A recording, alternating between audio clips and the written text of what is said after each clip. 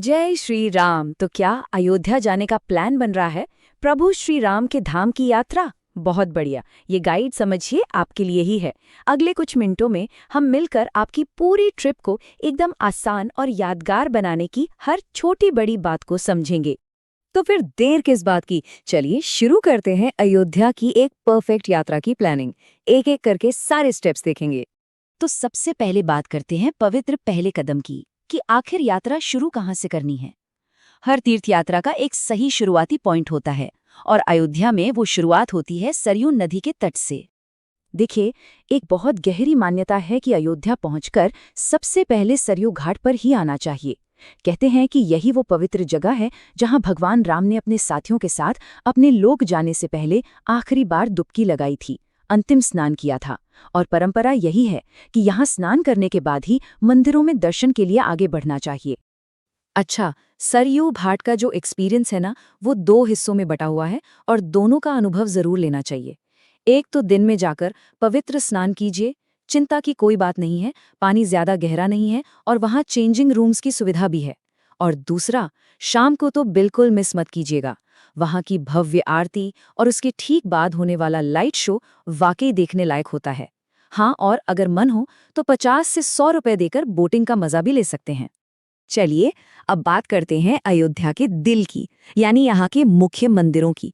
सरयू में स्नान हो गया, अब हम अयोध्या के आध्यात्मिक केंद्र की तरफ बढ़ रहे हैं। यहाँ एक बहुत पुरानी और प्यारी सी मान्यता है।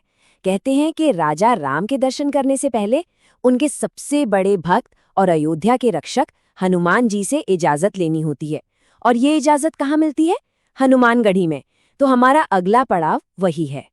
हाँ, एक बात का ध्यान रखना बहुत जरूरी है, हनुमानगढ़ी में लगने वाला समय। अगर वीकडेज में जा रहे हैं तो मान के चलिए 30-40 मिनट में दर्शन हो जाएंगे। लेकिन अगर वीकेंड या किसी त्योहार पर गए तो यही टाइम 2 से 3 घंटे या उससे भी ज्यादा खींच सकता है। तो अपनी प्लानिंग इसी हिसाब से कीजिएगा। तो हनुमान जी से आज्ञा मिल गई, अब हम आगे बढ़ेंगे दशरथ महल की तरफ। और अच्छी बात यह है कि ये हनुमानगढ़ी से बस थोड़ी ही दूर वॉकिंग डिस्टेंस पर है। ये वो जगह है जो राजा दशरथ का शाही महल हुआ करता था, जहां वो अपने पूरे परिवार के साथ रहते थे। और अब वो जगह जिसके लिए हम सब वहां जाते हैं, भव्य राम मंदिर। अंदर जाने से पहले कुछ जरूरी नियम हैं, उन्हें समझ लेते हैं। देखिए, सबसे अच्छा तो यही है कि अपना फोन और बाकी कीमती सामान होटल में ही रखकर आएं। इसके बाद जूते जमा करने के लिए काउंटर है, जहां से एक टोकन मिलेगा। और सबसे काम की बात, मंदिर के अंदर ही बाकी सामान रखने के लिए एकदम मुफ्त लॉकर की सुविधा है। ये पूरी तरह से सेफ है, तो कोई टेंशन नहीं। ठीक है, अब मंदिर के अंदर दर्शन करने के 3 रास्ते हैं। पहला है सामान्य दर्शन, जिसमें भीड़ के हिसाब से आधे घंटे से लेकर 6 घंटे या उससे ज्यादा भी लग सकते हैं। दूसरा है वीआईपी दर्शन, और ये बिल्कुल मुफ्त है, बस ऑनलाइन एडवांस में बुक करना होता है और इसमें सिर्फ 10-15 मिनट लगते हैं। और तीसरा, अगर घर में कोई बुजुर्ग या दिव्यांग है तो उनके लिए 100 रुपए में व्हीलचेयर की सुविधा भी है। अब एक बहुत ही जरूरी टिप, इसे ध्यान से सुनिएगा। वीआईपी दर्शन के लिए अपनी यात्रा से कम 15 से 20 दिन पहले ऑनलाइन बुकिंग जरूर कर लें। ये सुविधा एकदम फ्री है और ये घंटों का समय बचा सकती है। अच्छा, अब आते हैं मंदिरों से आगे की दुनिया पर, क्योंकि अयोध्या सिर्फ मंदिरों का शहर नहीं है। चलिए, शहर की संस्कृति और इतिहास से जुड़ी कुछ और दिलचस्प जगहों को एक्सप्लोर करते हैं।